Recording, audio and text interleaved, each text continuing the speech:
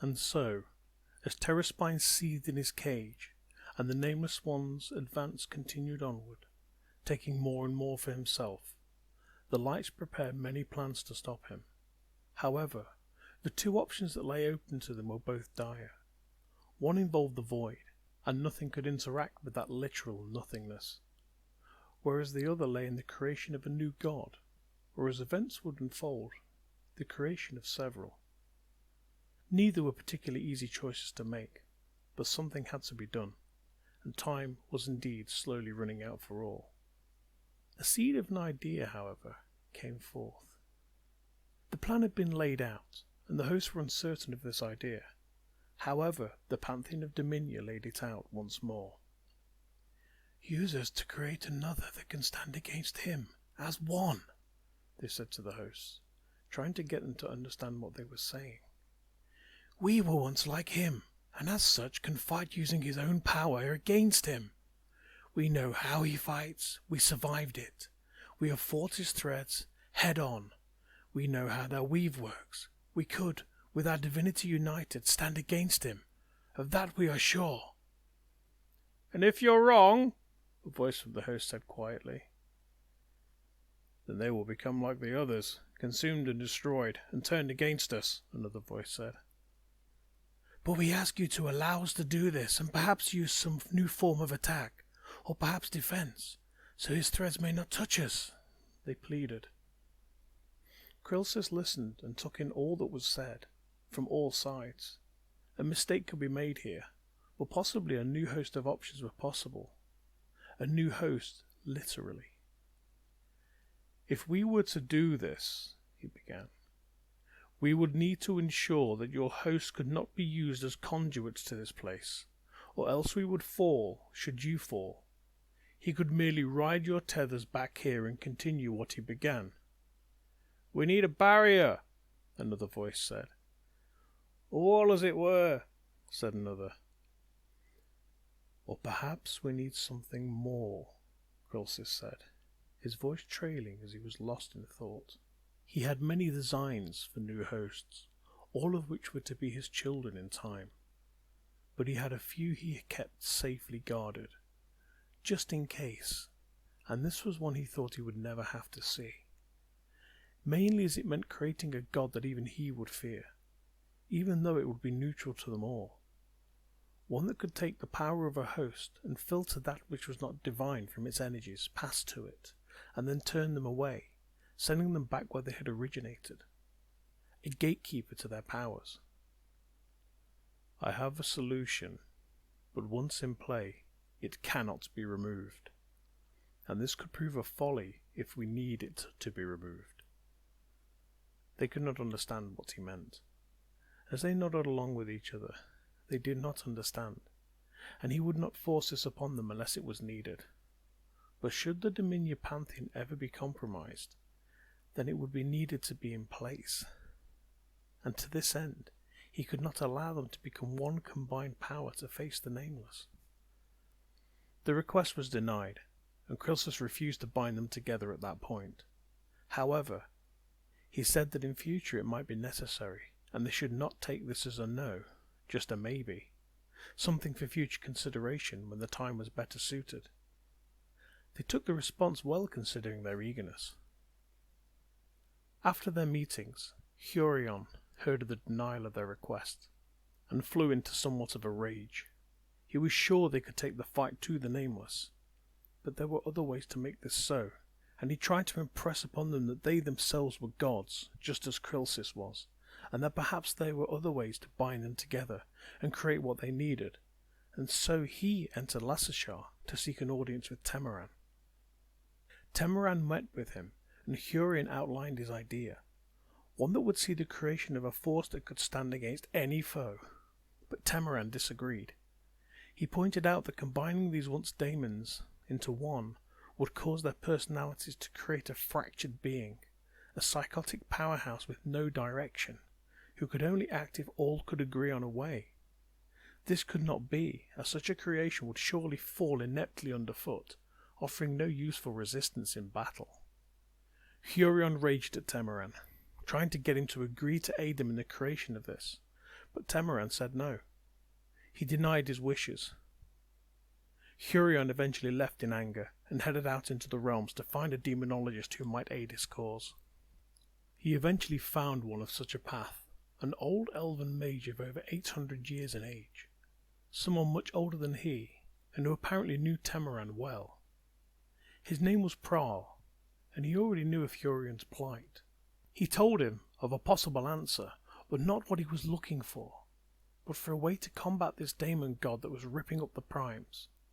But it was dangerous.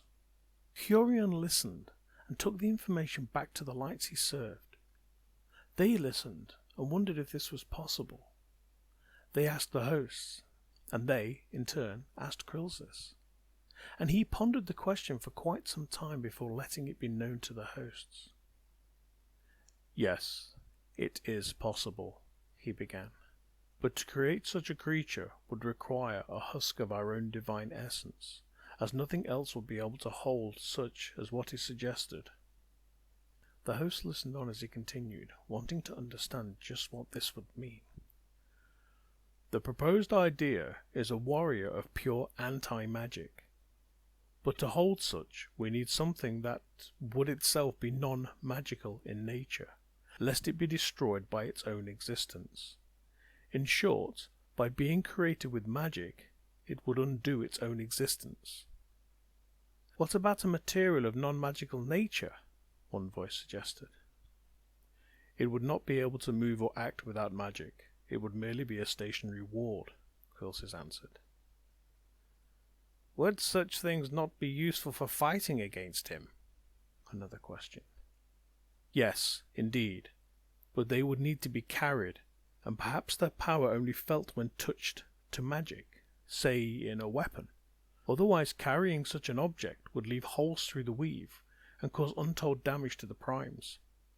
"And oblivion to the planes," a voice stated. "There is another way, although it would mean asking the Fallen One," a voice said, and they all turned to Jerini. chrylsis answered with a simple, "Not a chance." "But they would surely aid us," he said slowly, letting the words float to them all. "You know they would. It is, after all, in their very nature." "Jerini, I said no," chrylsis said sternly, fixing the trickster's gaze. Jerini shrugged. "I was just letting you know we had options unexplored." "Yes, but they cast themselves down, without permission, for no reason other than to meddle with the primes," chrylsis continued. "Ah, yes," Jerini said, smiling now he had the chance to speak openly. "But where do you think they get their power from? As it's not from the host any longer, is it?" chrylsis stopped, and seemed to be genuinely unsure. He began to answer but stopped again, realizing he was unsure, and peered at Jerini. "You have a very interesting point there, for you are correct. I do not give them power, and nor do any of you, so they must be drawing it from somewhere, and yet it is not of daemonic nature. It is divine." "Indeed. They have found a way to harness something we could not. Chaos is their way, after all," Jerini said, smiling broadly to the other hosts. "And there will always be such." "Jerini, go to them, seek them out. Discover what it is they get their power from.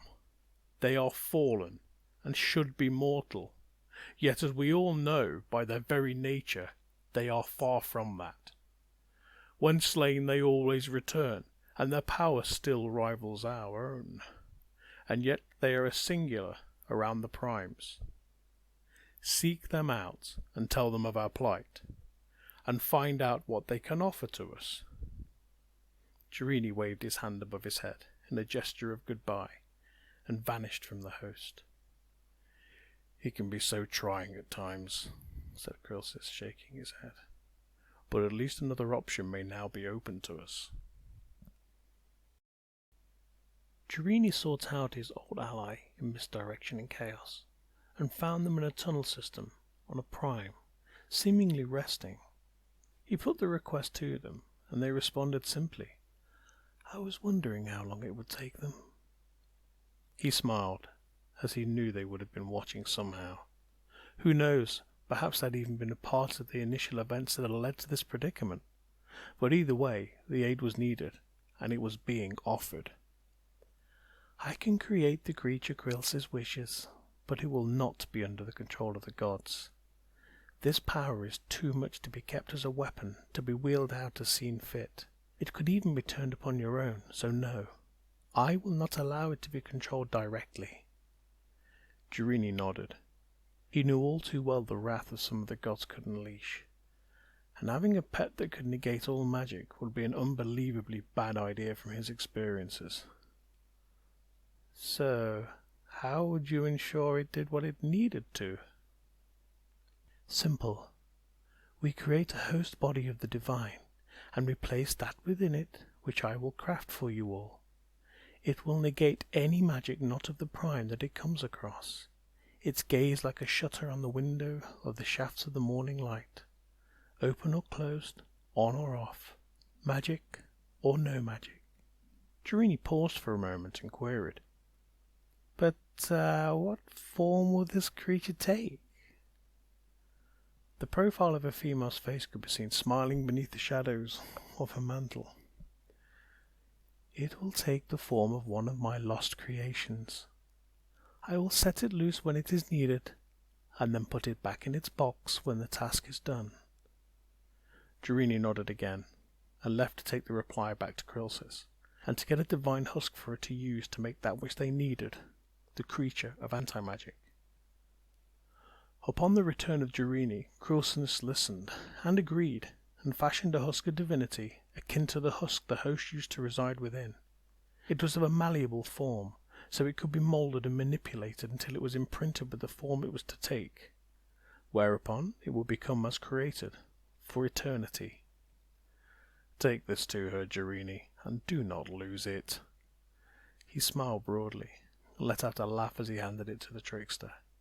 It was, after all, not the first time he had given him one, only for him to lose it.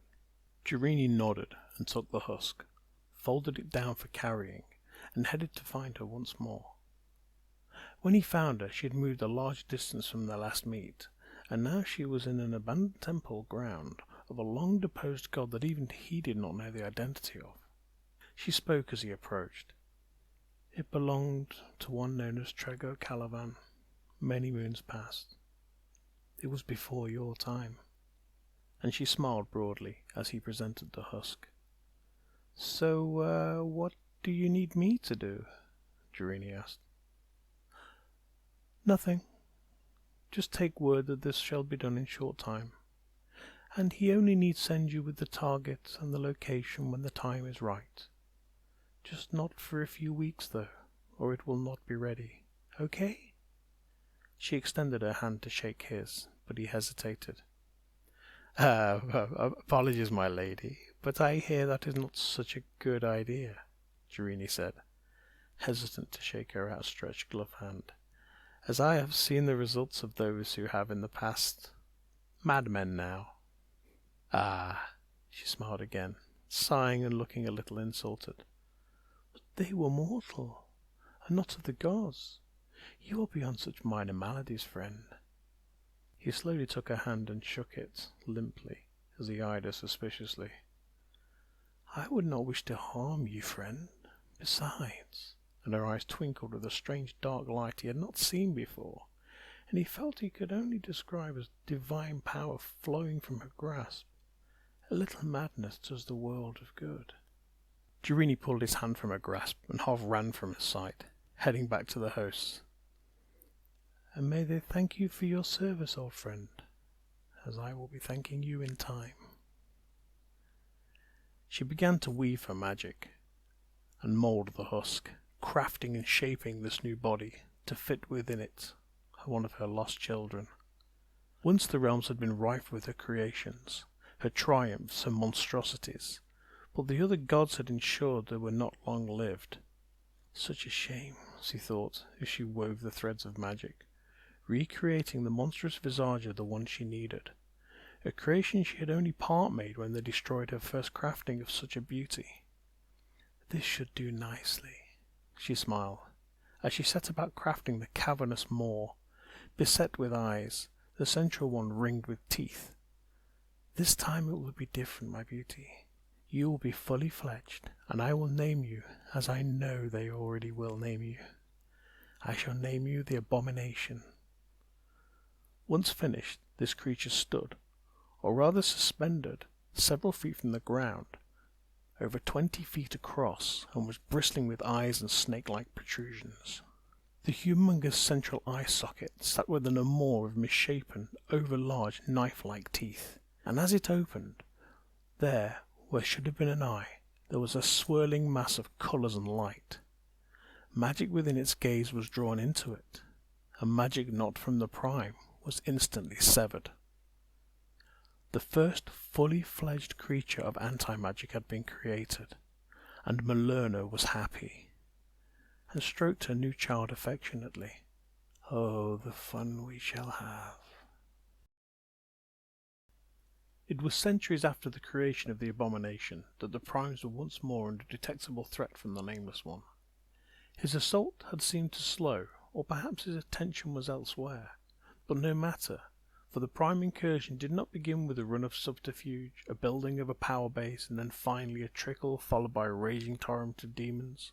Oh no. This time it was straight to the open gateway to his demonic power, and a mass assault of pure demonic force. Why? Well, this was because this Prime had no protection. There were no priests that he could sense, and no resistance that was worth worrying about.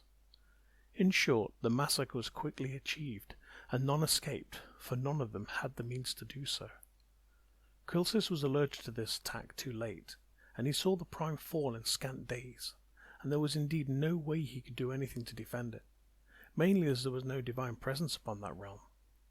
Thuliseak was seen fleeing the Prime, however, so at least one of their agents had seen the start, and the fall.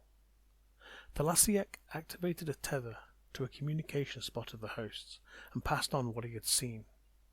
The Nameless had appeared suddenly, in the midst of a celebration, and laid waste to several cities within hours. He then spread out at a great pace across the world, his demons literally covering every foot of the Prime surface. Thuliseak had never seen so many demons in a single place, and definitely not as many to achieve this sheer blanket of demonic power on such a scale. His power had most certainly grown beyond the scope of what they had bargained for. The Nameless himself, however, did not make an appearance, and let his hordes do the job. The Prime was not consumed either. Instead, it was tainted with demonic energies, an immense demonic horde left to inhabit it, and that was it. Nothing of the Prime was left untouched, and every living creature upon it was consumed. It was like it was some kind of feeding ground. Then a few weeks after the conquest, Thuliseak could no longer sense this Prime directly. He had to travel to a connecting plane in order to view it, and in doing so, discovered the reason why. The Nameless was creating new demons here, the Horrors, and they had been created in vast numbers, far beyond what had been seen prior. The demons that had taken the Prime were now merged into each other to form a ghastly melding, their individual power adding to every other that was coupled with them, creating a far more powerful demon. It was still a lesser, a minion, a foot troop, but its sheer power was far beyond those of a normal lesser demon. He had gained this knowledge from somewhere, Thuliseak was sure. Whatever it was, it had shown him how to do this, and this meant that things could only get worse from now on, as defences against demonic entities may very well be overpowered by these amalgamations. He was about to head to a safe location and pass this information to Chrylsis, when he felt a presence that overshadowed his own power by tenfold. What the, he thought, and found himself suddenly looking for a connection from this plane, as he felt the portals waver, the tethers sever. This was not a good sign. The plane he stood upon was that of a fire elemental, and he looked to the centre and quickly sped that way, using his knowledge to swiftly bypass the wave of power that washed over him. As he arrived where the Prime Elemental resided, he sputtered out the words, "You are under attack!" just as the wave hit him again, and the prime fire buckled under the blow. Thuliseak began to weave wards of protection and to channel the wave away, making a safe place behind the wedge he formed in the flow. "We need to leave this place now, lest you be lost to the Nameless." The prime fire drew itself up, towering over him, and began drawing the power of his plane into him. He was breaking the seals and anchors, removing the connections, and tearing the magic from the advancing, pulsing waves of force. "They are here!" Thuliseak shouted out into the noise of the raging fires. "The horrors!" As he sensed a portal open and then begin to pour through in vast numbers, rending the magic as they progressed, tearing up his own minions and fueling their own power, increasing their swath of destruction as they advanced. "We need to leave now!" he shouted, and began to open a forced portal to the nearest place he could manage, mustering the power reserves he had been holding on to pierce this strange fog of magic, and forcefully pierce through the barriers between the realms. His urgency painfully obvious as the prime fire stood there drawing as much of his plane in as he could, still stationary and growing. "Now!" he screamed as he ripped a hole in the plane and jumped through, but as the prime fire tried to follow, he could not. His magic could not pass. Why? Thuliseak's mind raced. How was this so? And then it dawned on him. The demonic magic could not follow him through the rift. The prime fire had been absorbing his plane in order to take it with him, to prevent the Nameless One from gaining control of it. But it was to no avail, as he was absorbing threads of demonic magic too. "I know you can hear me, Lord of Fire." Thuliseak concentrated and pushed his thoughts to the prime of the plane he had fled from. "You must leave your plane behind. You have been demon-tainted and cannot pass. He has you lest you drop your power and flee now." His urgency was felt, and the prime turned to him and rushed at the portal, trying to force his power through it. "No! You must leave your power or he will take you!" Thuliseak cried out, and the prime turned and saw the horrors flowing over each other, surging towards him and the portal. He turned and split his power, forming many great elementals who began to hurl fire in huge balls and jets at the oncoming mass of arms and faces, as his own power diminished rapidly till he was no longer of his plane. He expended all his power, his plane, to cover his escape, and he stepped through the rift. Thuliseak threw himself in front of the rift and untied the threads as fast as he could, removing his signature from the remaining magic, just in time as a horror leapt forward toward the open rift, only to be torn apart as the rift closed with it half inside, obliterating the threads of its form instantly. The prime of fire looked to Thuliseak, his power now stripped from him. His own plane, life, his very meaning was now taken from him with the loss of his plane. He knew nothing more than what he was, and now he had none of it. He stood there waiting for guidance, alone for the first time in his existence. "Follow me," Thuliseak said to him wearily, and he wove a new portal for them, to a prime he knew was far from this place. They passed through and took rest inside Lassashar. He told the sage of what had just transpired, and that this fire prime needed a home until a new power could be found for him, or a dead plane he could take over. The sage welcomed him warmly, and they talked for hours about his identity and his role in the cosmos, and the sage quickly learned new truths about the planes and their workings. Thuliseak contacted the Pantheon of Dominia, as he was too weak from his efforts to contact chrylsis or the hosts, and they came to him with great speed. They spoke for days about the events and the problems of an elemental prime being removed. They had of course once been demonic in nature, and they understood the sheer power they would have if they had ever managed to do what had just taken place, and they all understood the repercussions of this. For one, it meant he would be able to wield the power of elemental fire, drawn from the elemental planes themselves, although he had not captured their origin, so perhaps his mastery would only be partial. They were unsure, as this was something that had never happened as far as they were aware, and so they could only guess. No matter, such a power gained was going to be felt soon enough, of that they were all sure. As Thuliseak sat drawing power slowly from the prime to replenish his reserves, the Pantheon began discussing their own plans. As Thuliseak listened, he understood what they were aiming to accomplish, but he had to inform them of their folly. "It will not work," he stated. "As you know, he has just taken an entire elemental plane, and scant days before, an entire prime.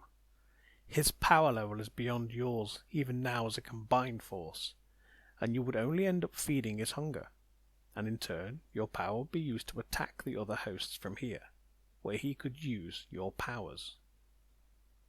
They fell silent, their enthusiasm clearly overlooking the obvious. He could merely suck them dry as they fought, and turn that power upon them. The longer such a fight lasted, the more sure they were to lose. This was something they could not afford. "I have an idea on how to fight him. In fact, to take the fight to him in some manner." He paused, making sure they were all listening before continuing. "But in order for it to work, I would need your permission and your blessings." They looked to him, unsure of what he was talking about. "Of course you would have our blessings in any such action, but what is it you would be asking of us?" He paused again and looked toward the sky before continuing. "I would need your vessel." "Our what?" one asked, but another stepped in. "You mean our essence crystal, don't you?" Thuliseak nodded and looked up at them. "Yes, I would need it to craft an entity using the power of your origins, the power of the planes, and the blessings of the gods." He smiled weakly. "And I already have the blessings." He looked hopeful. "We must discuss this plan, Thuliseak, and we must be a party to the whole truth of it, or you will have no agreement." "Indeed, of course, you shall know it all. You will have to." He sighed heavily. "But in order for it to work, I will need another favor from you all, as well as the other gods of this realm. And I need to convince a very stubborn man to step in and take his role in all of this." An eyebrow was raised by their leader, and he asked simply, "Who is it that he's convincing? Surely it would be a simple task in such times." Thuliseak sighed again. "Hardly. It is Temeran." They all drew in a deep breath and nodded in understanding. He was indeed a stubborn bastard. "Go then, friend, and do what you can. We shall petition the others and ensure we have their agreement. You wish our blessings in words, that is no problem. But for our blessings in physicality, we need the target of such present." "I know, but I also need the other gods present here too, to give their blessings, in order for this to work." And he pulled himself slowly to his feet. "And to save you all should this fail." They halted their movement and all looked at him again. "Save us all from what now?" "This plan should work. In fact, it should work very well. But I need to use subterfuge in order to create what is needed. One who can stand against any foe, any power. But to do so, I need all powers to be a part of it. In short, I aim to create something that will be able to stand against the nameless, in fact any threat, alone. That way, no one will be at risk, only this being. But I need all aspects of our realities in order for this to work. I need the magical, which I can supply, and I need the mystical, which I can also attain from the wild." "But they are slain," one protested. "Not slain, merely slumbering at the gates of an entity we now call the Destroyer, where Terraspine should have been, holding him at bay. They will return one day, I am sure of it." He smiled warmly at the thought of that. "I can gain their blessings, and that will suffice for what is needed from the Prime's own magic. But I shall also need the blessings of divinity, a touch of the divine, if you will, from all of you, as well as a seed from all demonic nature who have risen to godhood. And that is where you come in." "So you need realm magic, prime magic, planar magic, demonic magic, and divine magic. And what would be the vessel? Nothing can hold all these things, can they?" one of them asked. "In fact, yes, there is a way. All you have to do is place them within forms that can merge to form something greater." He motioned to them all. "Such as you yourselves have done. I aim to create a being of twin identities, brothers if you will, one light, one dark, but when merged, a form of perfection for a time. Yes, their time would be brief, but their union would be such that it would make them an immutable force against their foes for a time, immune to all they were imbued with, all they were part of, a force defending the primes as well as all that needed such aid against him, the first of a possible line of prime defenders. This sounds dangerous, and to be honest with you, is unlikely to be allowed by chrylsis as our own idea was. So how are you going to get him to agree to this? Considering what has transpired the past few weeks, I think we need action, and I think he knows it too. I will worry about that. You just make sure you are in agreement with me taking your crystal in order to enact what needs to be done. You will of course have it returned. I just need it as it contains your original essences. In short, I will be getting 2 of each of you. He grinned as he said it. A light and a dark. And so time passed by, and thuliseak travelled to Lassashar once more, and spoke with Temeran. He was asked to become an envoy for the gods, a representative for all of them, to speak on their behalf to other primes with regards to the threats that were coming from the Nameless One. Naturally, he agreed, and thuliseak's first problem was overcome. Well, that was easy, at least this part. The next few may be a little harder. He allowed himself time to breathe easy, as Temeran agreed to the proposition. He had always been, after all, an envoy to them upon this world, and he had a limited ability to traverse the plains, as thuliseak did. He had been taught well by his mentor, but he needed to know more of what was needed. thuliseak said he would fill in the details as he knew more, but that he needed to keep a close watch on the plains, as he had felt a demonic presence that was unknown even to him. It was not the Nameless, and seemed to not be of the source either. It was strange and unknown, and Temeran would be tasked with rooting it out.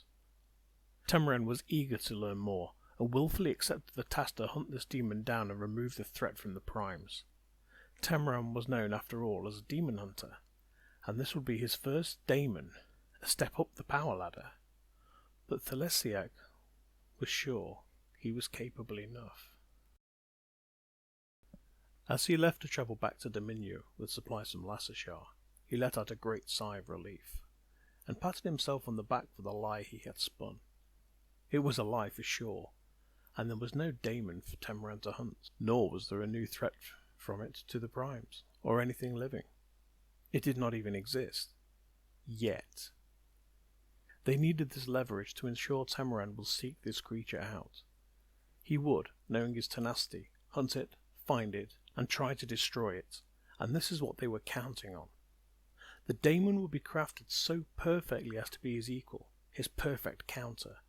They would enact situations, twist truths and realities upon themselves, and manipulate Temeran to do what was needed, to be in the right place at the right time. So that when they met, and they dashed, and ultimately they were at the end of their time, they would fuse and become what was needed. Temeran had always been easy to manipulate to their ends after all, and he never realized that thuliseak had been his mentor all this time. It was almost too easy at times. But they had a lot of work ahead of them. To convince chrylsis, the others, even Malerna was needed, although she would likely refuse. Such was her way. And so the path was made, and they moved from piece to piece, ensuring they gained what was needed in form, promise, and act, until they were ready to create Temeran's nemesis. And so the pieces fell into place. Magic was gained, seeds and essences, and finally thuliseak receded from the prime and entered a deep plain where the threads formed unbreakable walls. The one place he could create without interruption or observation, or at least he thought.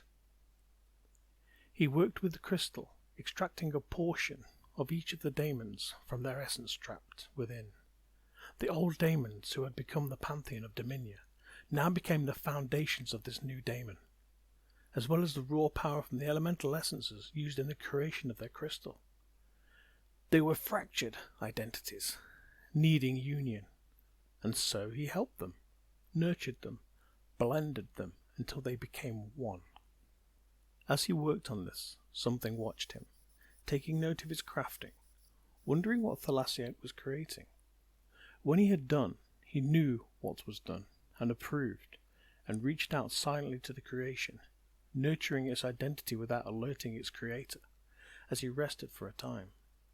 Yes, this one would be able to stand against the Nameless One, and he would ensure this one would not fall by the hand of a daemon, and planted inside its head the knowledge of rites, rituals, seals and sigils, and all of the things it had not known with all its combined knowledge from its former threads. When thuliseak checked this creation, he was content that he had done well, and upon the skin of this daemon he saw it had a strange inky coating that was not present before he had rested. Perhaps it is due to the merging of their threads, he reasoned, and admired the strange skin it possessed. It gave off a dark light, shrouding it partially from view, as though in permanent shadow, and it appeared to be in the twilight, no matter which angle it was viewed from. He mused it would make an excellent hunter at night, and then stopped, elated. That was it. A name. You shall be known as Night Stalker. Stalker nodded slowly to him, and began to practice its powers, ensuring it knew what to do with its newfound abilities, and thuliseak left it there to learn, while he moved ahead, to ready and gain the other pieces he needed. Stalker turned to the thickened threads and smiled. I can sense you there. A voice replied from the dancing pools of darkness on the surface. Yes, and I you. The gifts I gave should serve you well in your task ahead. Ah, that was you. Then I thank you for your gifts, but I am in need of something. A plane, a power, a source to draw from as others do. You will not need such, the voice said, as you will draw from the prime itself by the time thuliseak has finished crafting your form. Oh, I will. I am to be denied my heritage in favour of a new home being forced upon me. No, you have no heritage to note. All your identities are mine, no more. You are more than a single. You are greater than all I have seeded, and potentially even greater again than many of those who created you. But you are being created to serve a purpose. Remember that. Stalker grinned, his razor-sharp teeth showing. Oh, I am I? And what if I choose to take a plane and increase my power? Such is the way of our kind. The voice seemed to almost smile in its reply. You can should you wish, but you are not of the kind you think you are, and it would be a folly. There will only ever be one of you. I am unique. Perhaps that will be enough. And Stalker sat to contemplate. And lost child, do not speak of this with thuliseak, for he does not know that I exist here. Stalker nodded, lost in his thoughts. All things had been achieved thus far. Tamaran was brought before the divine host of Lassashar, and each of them had imbued him with their marks, thereby showing their trust in his capacity to speak for them. All that is, apart from Chrylsis and Malerna. Chrylsis had approved all to do so, but held his own back. He had his reasons for this, as he said he would soon no longer be part of the hosts. This announcement had shook the others, but he took great pains to explain the reasons for him not doing so. Tamaran was to be marked with the touch of the divine by all hosts who held sway upon that prime. He had no such representatives there, and in fact, since the obliteration of several primes, had lost those who had once worshipped him purely. No, he was not present upon this prime, and therefore could not be a part of what was needed, but would also be present only for a short time more. This confused them, and he sat the host down and explained it to them. The loss of something known as the astral. It had once flown around all planes, separating all primes from all other planes, and acting as a demonic barrier that was impenetrable. Many primes had elevated to magic beyond what was seen anywhere in these times, and in some cases, some mortals had become powerful enough to rise to a level of power that was akin to godhood themselves, without divine intervention. These golden ages were now long gone, before all but a handful of their kind had been created by his hand, before the time of the creation of the Nameless. They were slowly drained by the vast demonic incursions of times past, the power being stripped from those primes, as he had used much of his power to create the other hosts, and whenever such happened, the astral had become weakened for a time, allowing such incursions to be possible. Even now, the astral existed, but was so weak it formed nothing more than a skin along the fringes of reality, acting as a barrier to nothing, but was used as a warning bell for chrylsis as to when incursions were taking place. And then he told the host something they had never known. Chrylsis was known as the god of magic. He had no husk, and was not a host. He just was. They had never questioned this fact. He then told them that his power came from all of them, his children, and this they knew. His husk, if it could be called that, was in fact the astral plane itself. This was something that many of them could not grasp or fathom how, but it was the truth. And in order to protect the primes, I must once again become the astral, he announced, putting a stop to their discussions. And I will create and leave a husk here as a vessel for my words and communing with myself should you find the need. The astral is needed, as it is the only way I can see to accomplish several things which must be done.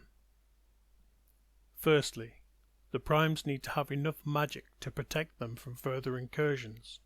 In bringing the astral back, I will be opening the way for the grand magic of the realms once more. Secondly, this will elevate the magical background levels on all of the primes, and they will continue to increase as long as the astral is instated. This will allow the return of many dormant creatures, as well as the return of some whom are waiting in pocket planes where the magic is high enough for them to live. So perhaps we shall see more of the old ones returning, other than the few primes on which they currently exist in their old and weakened forms. And finally, thirdly, and possibly most importantly, I will be bolstering the barriers between the primes and the planes once more. This will prevent all but the most powerful of daemons from being able to attack the primes directly, and also reduce the amount of power that they and the Nameless One can use when they do reach a prime. I will in effect choke the power they try to push through, lessening their prowess upon arrival. The host remained stunned for a while at his words, but slowly realized what this meant.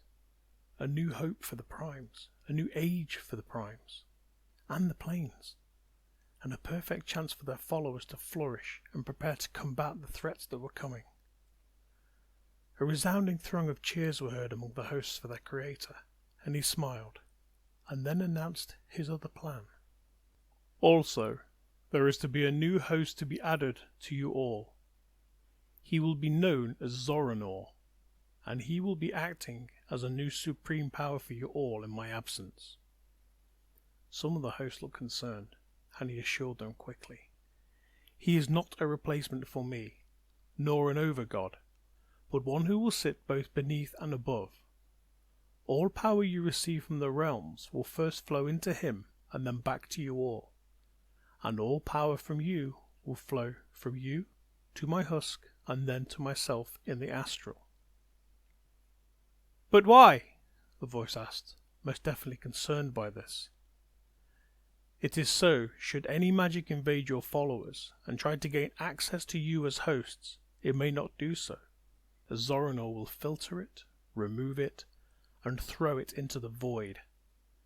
There will be no more taking of our kind in our sanctum, nor corruption of our kind by daemons. So does this mean, the host turned to look at a member of the Pantheon of Dominia, that they will no longer be gods?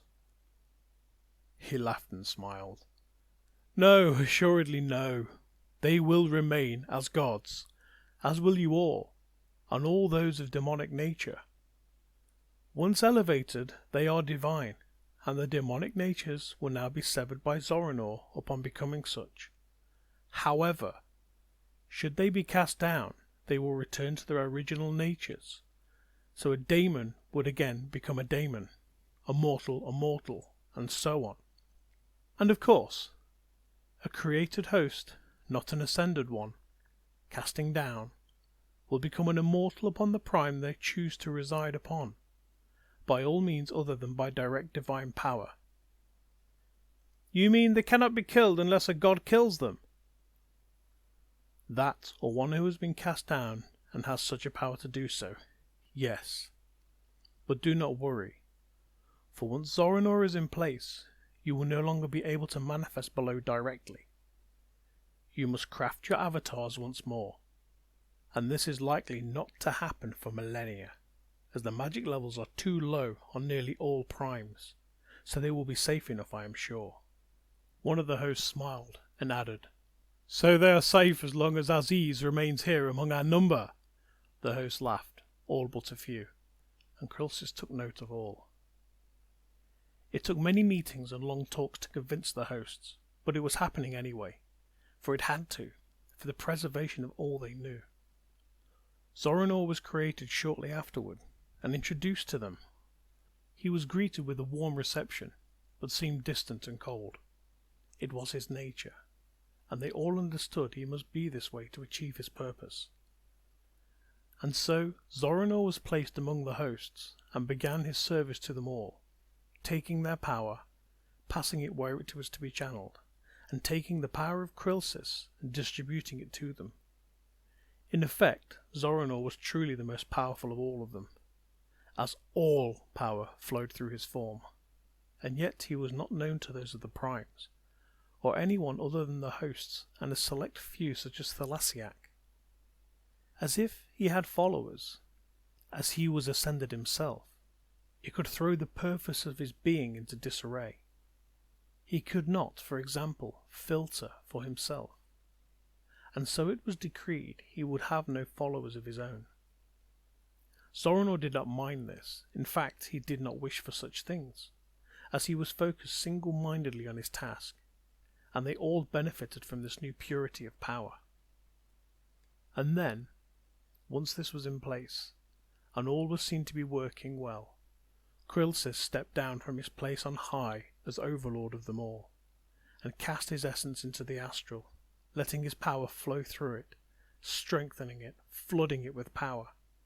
The power of the host flowed through his host husk, and into him, within the astral, and then from him to wherever he deemed it should go.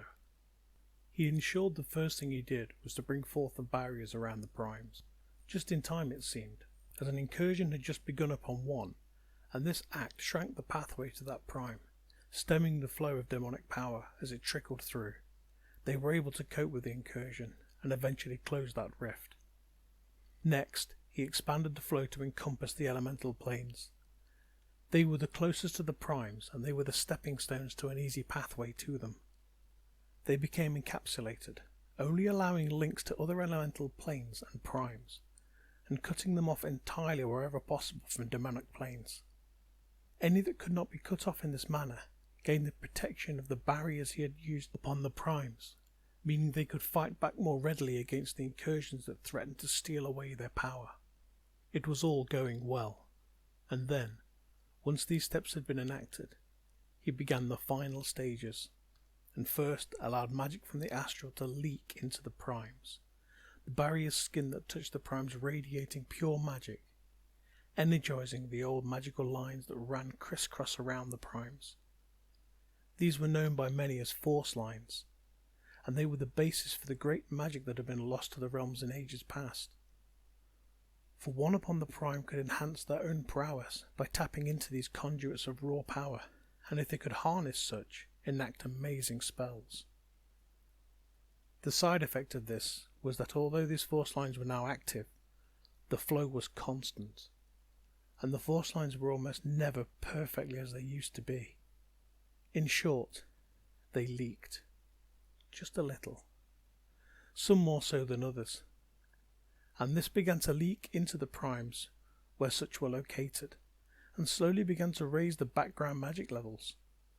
This would allow the awakening of the old races and creatures of the primes in time. Finally, he set about releasing the astral entities that had been locked away in pocket planar stasis. These creatures resided purely within the astral and could not exist without it. He had used a vast amount of his power when the astral had been pulled away in order to create these pocket realms, purely to prevent the death of these entities. He had saved them, and they were now his agents within their new realm. As vast as it was, he could not see everything at once, even with his power. They were agreeable with their salvation, and gladly agreed to aid him in keeping their newly established realm safe. Overall, it had been a long and tiresome run to make this happen. He had been planning since the astral had been removed the first time, and now his plans had finally come to fruition. And with Zoranor in place, he could reside as the essence of magic once more. And so, chrylsis entered his slumber. Melerna waited, and as the astral became established again, she tested her powers, and found them indeed stronger again, and revelled in this newfound increase. Oh, the fun she had tormenting the minds of lesser creatures, terrorizing mages with madness and so on.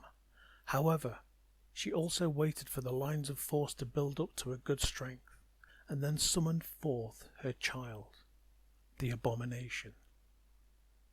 She located a line of force, a thin one of low magic, and directed her child to test its strength on it, and was elated with the results. As the abomination opened its great eye, the raw magic from the line redirected from the direction along the line, straight into its eye. It continued to draw this line until it was but a single hairbreadth in size, whereupon she commanded it stop, and it turned away, closing its eye, the flow slowly beginning to strengthen as the drain was removed, and she knew now what she was capable of with her child. She could remove magic from her realm entirely, should she choose to. Mayhem was now indeed hers, should she wish it, and she would of course need to feed her child from time to time, and now, with the astral back, she would ensure it grew up big and strong. Time passed by, and the astral was established well. Since the point Zoranor was put in place, the planes and primes settled down into a much quieter pace, although thuliseak had been worked off his feet. He had all he needed bar one thing, and that was the touch of the divine from all the gods, only not upon Temeran as planned, but also within an imbued vessel, so he could carry it into the planes and finish his grafting into the form of Nightstalker. It took many months of bartering in order to gain the aid of the other hosts, as the ones in Dominia had willingly done, as they were for the most part the much more stubborn, especially since the great sleep of chrylsis. However, eventually they all agreed. Well, all bar one. Melerna was having none of it.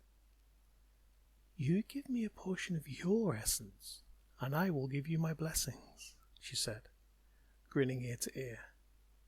He knew it was a folly to accept this offer, and he declined, merely stating, "No worry, I will achieve this without your aid, and you will not have the pleasure of the discord this act would have sown."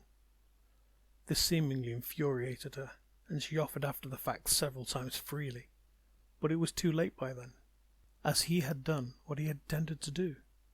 He had woven the imprint of the divine fragments he had been gifted from inside the holy vessel he had created, with help from the newly established astral. It felt good to have that power back at his command. Melerna, however, not being included in this foray, was set about doing her own thing, as was their way. If they were not to be part of this, then they would be part of something else. Her abomination would become her focus for such.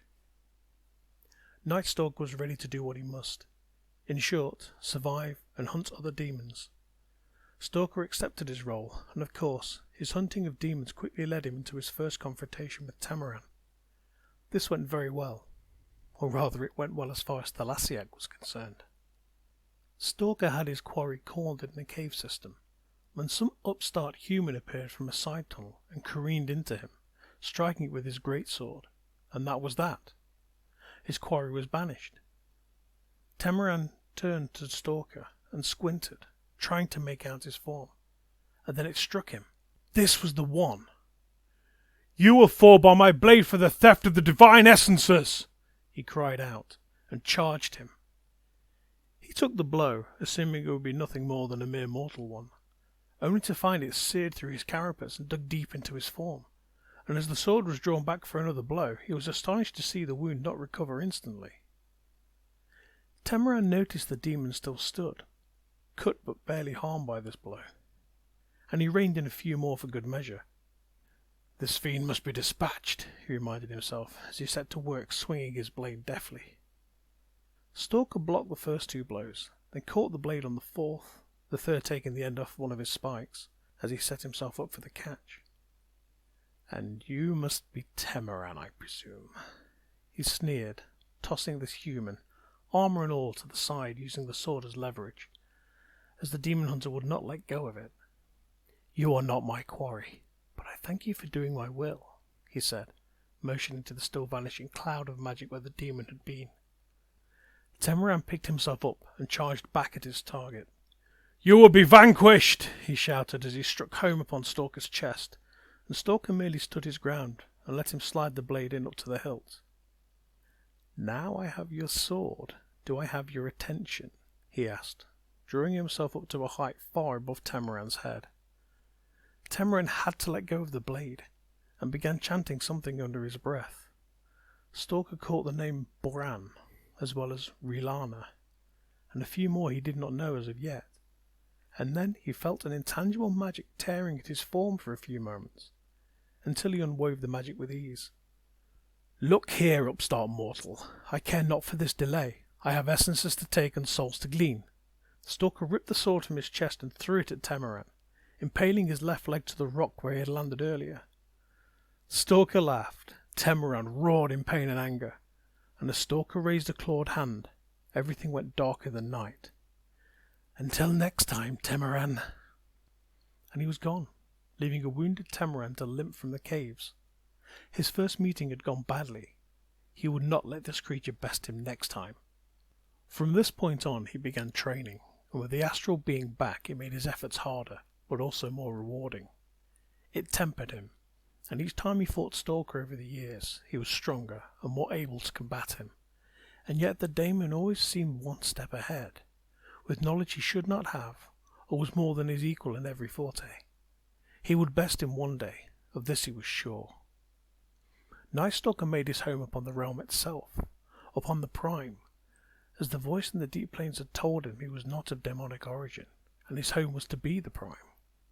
It seemed the voice was correct, as his powers upon the Prime were almost what he expected them to be as a demonic overlord in some ways.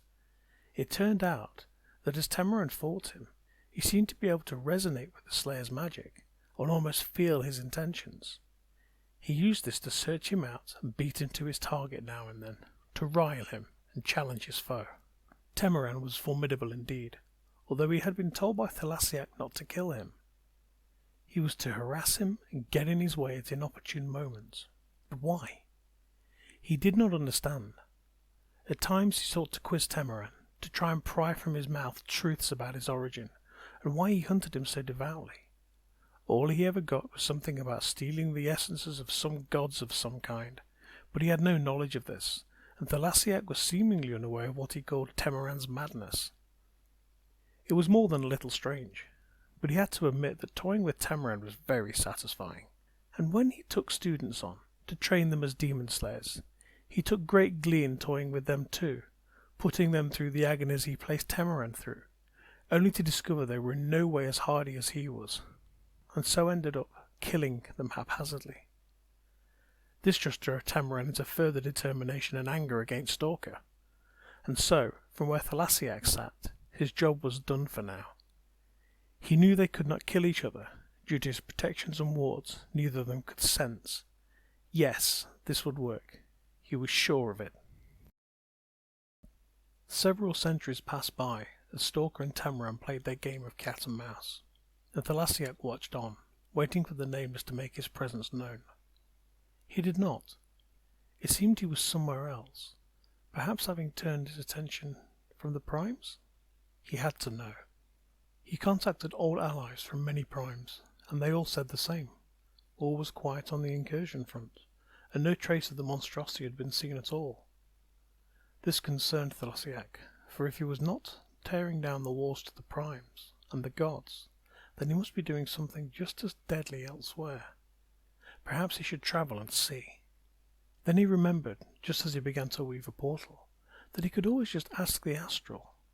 It was, after all, chrylsis, and perhaps he could tell him from where his skin touched if there was activity. And so he asked. Chrylsis answered that he knew nothing. He opened a portal and headed into the plains, and could find no trace of the Nameless near the primes at all. He had obviously turned his attention to the demonic planes. This could only be a good thing, he thought. After searching for a few months, decided the Nameless was indeed resting, or at least leaving them be for a time, and so he retired from his search. The Nameless was in fact learning about the astral. What it was, where it had come from, how to pierce it, pull power from it, and much more. It turned out the astral was a conduit, from the gods, the god of magic specifically, and that all of this power was unstoppable due to its sheer volume, beyond anything witnessed prior. He could also not enter the astral, as the skin of it seemed to be warded in some manner against any form of demonic energy, and so he could not force a way past or open a path into or through it. He had tried using all powers and power at his disposal, but there seemed to be no answer to this issue, at least not using his daemon half. Perhaps if he could somehow just use his divinity. He pushed his power within the shell of the host, and attempted to enter the astral as one of divinity. As he tried to do so, he felt the familiar divine essence of chrylsis himself, refusing him entry. So that was it. The god of magic was no longer with the hosts, and was now one with the astral. This changed things. He may actually need an ally or two. The first thing he did was to try and contact Terraspine, but was shocked to discover the spine was unreachable. All daemons had lost his scent after the last confrontation he had had with him. This meant that the only ones he could get answers from was thuliseak, for he knew he had been there, and so he began his search. This was to no avail, as he was behind the impenetrable wall of the astral, which meant that for now at least, he could do nothing more than build his raw power from the planes up where possible, and so he did just that. Upon the realms of the primes, life was flourishing. As the magic levels began to rise, creatures long slumbering began to wake, and the return of many magical creatures began. Old races appeared across the realms. Some had been slumbering for millennia, while others walked back to the primes from pocket realms from where they had been waiting in stasis. It was a very strange time for some primes. Old paths to distant dormant planes also began to be opened, and with that the primes regained vast numbers of their populace that had been forced to leave in the times past. thuliseak welcomed those whom he saw warmly, as some were ancient and knew of him, and some had even met him in their early existence. He was happy that the magic had returned, and this could only be a good thing. Upon some primes, the thunderous roars of long-lost beasts could be heard, behemoths towering 30 or more feet above the normal occupants of such. For the most part, they were neutral in temperament, but in some cases it sparked the resurgence of creatures of pure evil, and this had been a risk they needed to take.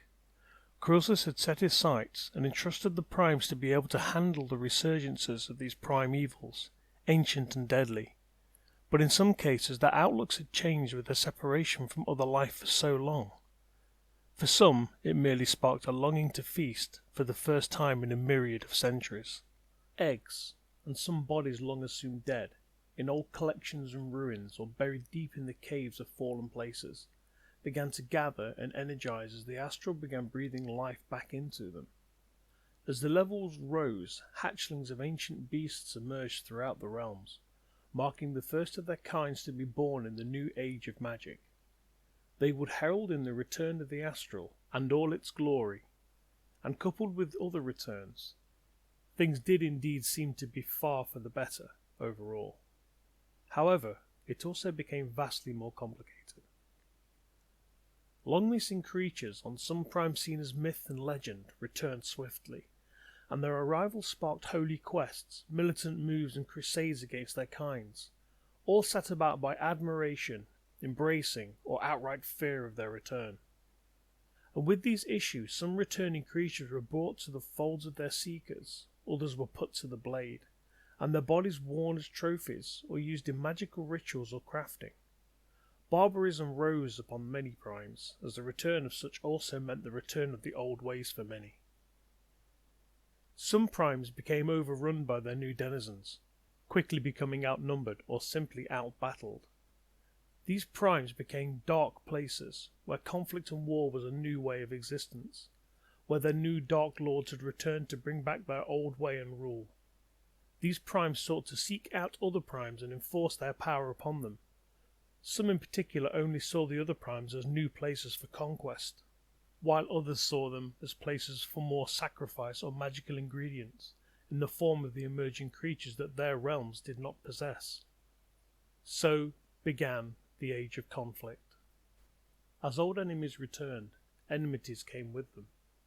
Vengeful tyrants rose from the ashes of enemies long past, blood still on their souls for the wars of long forgotten times, and this became the start of the first Prime War, as the powers of an ancient god returned, only to find their god had long been lost to their prime, and so they sought to take a new one for their own, by removing followers from another prime in vast numbers, and like a band of slavers, huge forces of creatures invaded other primes, stealing away many priests from differing places, to bring back the gods of their own.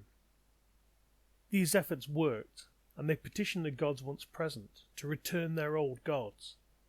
Some were returned as they merely slumbered, but some had been obliterated at the hands of the Nameless One, and this angered them greatly, for as they saw it, a god had slain their own, and now walked among the daemons. They would find this daemon god and destroy it. And so the first folly to come from the return of the Age of Magic began, the search for the Nameless One himself. One of the primes spearheaded this move, for the skin of the Astra was malleable from their prime, and as they were not of demon kind, they could pass through it with relative ease. They entered it and began to map out the paths and waypoints to other primes, to other planes, and eventually to a demonic realm. This is where they became the first prime to invade the demonic planes, much to the shock and surprise of the Overlord who presided over it. The prime force was repelled, but not without a large loss on the daemon's side. Chrylsis saw what was transpiring, and for a time welcomed this striking back against them, but quickly realized this was something they must stop when demons from that plane poured through the gateway they had made, and began the first true incursion upon the primes since the astral had been established. If a prime opened a portal to the planes, then the barrier was already pierced, and this meant that the demons could not touch the astral, and hence could not be repelled by such. Damned fools, he thought, as he watched those of the prime die in their droves defending this gateway, as this daemon pushed much power through as he could, before it withdrew, satiated from the souls it had taken, and its newfound knowledge, a weakness in the astral barriers. Chrylsis sent word to the hosts, and they passed the information to their followers, and in turn to those of the realms. Practice of demonology became an outlawed practice upon many primes, as the threat was simply too great. But this merely sped some primes' magic users on, to abuse this knowledge and forge extremely powerful alliances with demonic beings from the planes beyond. Upon the prime that held Lassashar, the Pantheon of Dominion was approached by their demonologist allies, who had once aided them in the creation of their vessel.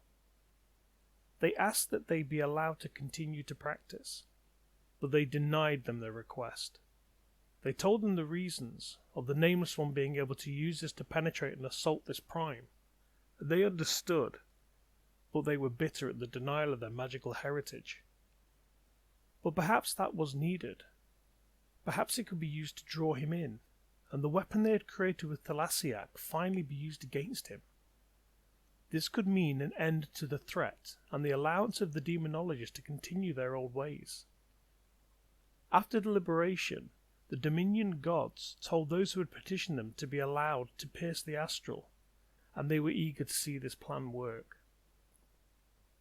However, although they had eventually agreed to the idea, some had ignored the warnings before their agreement, and took the risks they deemed were acceptable. Eventually, a weaver of the dark arts whose name was lost to time itself did pierce the veil, and deliberately left a tether open, albeit a small one, that went unnoticed for thousands of years. They were happy with their success, and their act of defiance would eventually doom their prime, although this may have actually been their true intent. It was even said that this weaver had intended for such a tether to be created, to seed the return of him, but none could truly know, as they were seemingly wiped from existence, and all trace of them being removed from all. The only thing that was ever discovered about this tether, or the identity of the creator, was that of a strange cloak that appeared undamaged by the passage of time.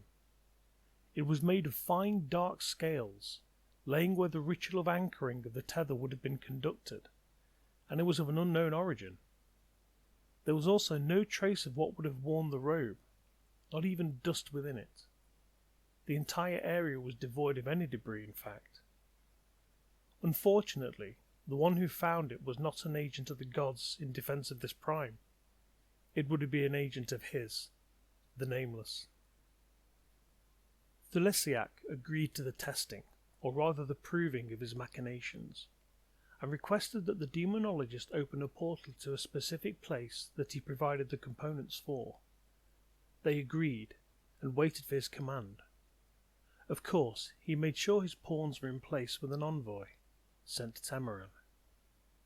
Temeran mobilized immediately, heading to where he had been told his quarry would be, apparently opening a vast portal to an unknown place.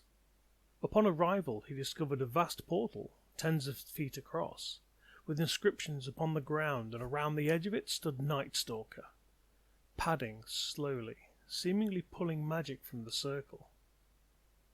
The demonologists had done as they were asked, and set the ritual in motion. The presence of Night Stalker caused the portal to begin to open, as it had been engineered. And as Night Stalker watched and tried to divine where it was going, Temeran charged in, and their fight began. The fight lasted for a long time, and as the portal slowly opened, they were both bathed in vast energies, empowering them both. Their vigor and blows increasing, they both realized this portal was somehow energizing them, and both tried to use it to their advantage, and this was when Temeran finally struck a decisive blow against his foe. Stalker lay in the circle, his power still rising but crippled from the strike of his adversary. He could sense thuliseak watching him, and asked him simply, "Is this it? Did I fail?" Thuliseak simply replied with, "You are right where you need to be." Temeran stood over him and raised his sword high, bringing it down upon his brow, and that was the last thing he remembered, at least for a time. All Temeran saw was a flash of black light, and he too remembered nothing until he came round to find himself and his adversary drained of power and unable to fight. "What did you do?" he said weakly to Stalker, as he tried to bring himself to his feet. You did this," Stalker hissed at him, dragging himself towards the darkness of the area. They were both wrong, and as they retreated, insults and promises whispered and sworn under the breaths across the winds of magic, thuliseak smiled. "Well done, puppets, well done indeed." And he left the place that was the first proof of his plans. They had won their first battle against him, even if they knew nothing of the fact. As the blow was struck by Temeran, the portal had opened, and the Nameless breached their prime. All he could sense was prime magic, astral energy, and the souls of creatures soon to be his. He He was sure he had sensed something waiting for him here, something demonic, as well as a strong divine presence, but there was nothing upon his arrival. And so he wove a form for himself, so he could tread once more amongst the mortals and lay waste to their kind. He emerged from the location after a cursory glance at the circle that was present. Perhaps my arrival killed them, or drove them away, he mused, as he strode down from this rocky pile, and toward a small town he spied in the distance, smoke circling from their homes. He had moved no more than a few hundred feet when a single voice was heard, strong and purposeful, from where he had just entered the prime. Something had followed him, or perhaps he had somehow missed a being? He turned slowly, expecting there to be a poor soul waiting his merciful claws, but instead a single human stood, if it was a human. He stood 8 feet in height, a giant among the normal humans, donning plated armor and sporting a huge sword longer than he. What is this? Human? He moved towards it as it spoke again. "Leave this place, beast! You are unwelcome here, fallen one," he said, pointing his great blade toward him, eyes narrowing with his conviction. The Nameless One laughed loudly and readied his claws for their first victim, flexing his form and lumbering towards this nuisance. "It is you who will be leaving." He swung his immense claw toward the human, and he simply stood there and let it hit home. The Nameless One laughed as the blow hit solidly, although it seemed to be too solid, as though he had hit a mountain. And then he noticed the figure was still standing, the claw having stopped as it touched his form. The human flicked the sword deftly and cleaved through the hand that struck him, severing fingers as it went, and the Nameless One let out a scream of pain. "Ah! What the—" But he was unable to finish before the next blow cleaved part of his arm off, below the elbow, and the human stood his ground, still unmoving, and settled into a defensive posture. "I bid you leave now, monstrosity! You are not welcome here, fallen one!" the human said, staring at him intently. Who was this thing? "What are you?" the Nameless One shouted in anger, his voice sending dust swirls and small pebbles flying towards him. He actually harmed me. Who is this? He thought. For the first time in a long time, he was seemingly vulnerable. It was not a feeling he was accustomed to. "I am known by no one here, and no one sees me arrive, and none will see me fade. I am here as protector and as avenger. I am the will of many, the force of all, against the unstoppable torrent."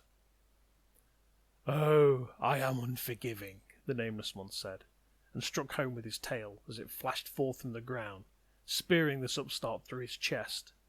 He was expecting to see them hanging from the end of it, lifted from the floor, whereby he could then slam them onto the ground and tear him apart, but it did not go that far. The tail erupted from the floor and headed straight towards his body. He did not move, and merely took note of the attack. The full force of the impaling was heard as it slammed into him, and kicked up a flurry of dust, but no. He simply stood his ground again, the blow's force going nowhere, and he had not budged an inch. Of course, he then struck with his blade again, cutting the end a few feet off his tail, causing searing agony once more. "How can I feel this pain? How is this possible?" his mind asked, racing for an explanation. This was impossible, for as a demonic construct he had no bodily functions to speak of. He could feel no more pain than a corpse would dance and sing unaided. Something was certainly wrong. Perhaps the astral was behind this new creature? The human drew himself up to full height and stood, firmly planting his sword into the ground in front of him, and leant on the crossguard. "I ask you once more, Damon, leave this prime, or I will feed you back through that portal or into the void, piece by piece. This is my last parley." The Nameless One eyed him up, and of course built his power, and charged himself to throw an almighty blast of pure energy at this human. "Bake in your tin coffin," he sneered as he let it loose from his maw.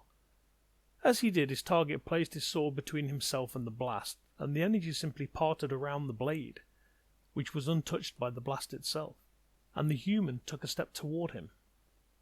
He began to panic, his mind racing, his essence tearing to get out and dismember this thing, and he could not control his urges. His demonic fury leapt to the fore of his consciousness, and his power swelled from the portal as he drew vast energies directly to his form, and began twisting it, growing mutated new limbs, and armoured skin, spikes, and claws, springing forth from beneath the surface of the iron-like hide that now covered him. "You are mine, little thing!" it screamed, as it leapt to him and began tearing and ripping. The human seemed to be taken aback by the change of attack, but still did not move as the blow struck home. Some seemed to injure or at least move him a little, but many of the blows were ineffectual, the blows losing all force as they struck him, becoming nothing more than a calm touch, the devastating power somehow dispersed. He let the Nameless One rain down on him for a time, as he occasionally parried a blow, but started to adapt to the fight quickly, and set about catching and holding limbs, severing others, and soon the Nameless One was disarmed, literally on many accounts, and was reeling in pain from the dismemberments. Again he merely stood there, unmoving. "Damn you!" the Nameless One snapped, throwing a ball of energy to his adversary. He let it strike him, full on, and the energy merely wrapped around him and dissipated, as though it had never been. "Just what the hell are you?" "Your demise, O foul one, lost one, fallen one. The gods do not wish you here, so I will remove you." And he began to take slow and deliberate steps towards him. The Nameless One gained control over his demonic side that was at a loss for actions at this moment. He moved away from this being and circled around towards his rear as he advanced upon him, until he ended up back where he had entered this prime. "I will return, and when I do, I will end you," he said, walking backwards into the portal, his remaining limbs seeping magic from the wounds and severed sections. "This I promise." "And I will be waiting," the human said as he watched the Nameless One leave, broken and wounded, back to where he had breached the prime from. He watched the portal close and felt the magic fade rapidly, and he knelt, overcome by a sudden weakness. His time here was done. He was no longer needed, and so his form tore itself apart to form two once more. One a sleeping human, and the other a daemon of the prime. The Nameless One raged once he had left the prime, ripping up anything nearby and slaughtering smaller insignificant planes to quell his anger at this being and its seeming invulnerability to his unfathomable power. Perhaps it was the astral, sapping my power. I did feel a little weaker than usual upon the prime, he said to himself, trying to rationalize his defeat. But even so, a human would never have been able to do what he did. He had felt pain when he could feel none, and his daemon form had felt fear, which again was not something he had. Wait. His daemon essence had felt fear. Daemons feared nothing, save for their greater brethren, the Source and the gods. This thing was neither daemon or of the Source, so this thing had to be deified. They had found a way to fight back. Clever hosts. But he would best this creature somehow. As he rested, his rage subsided.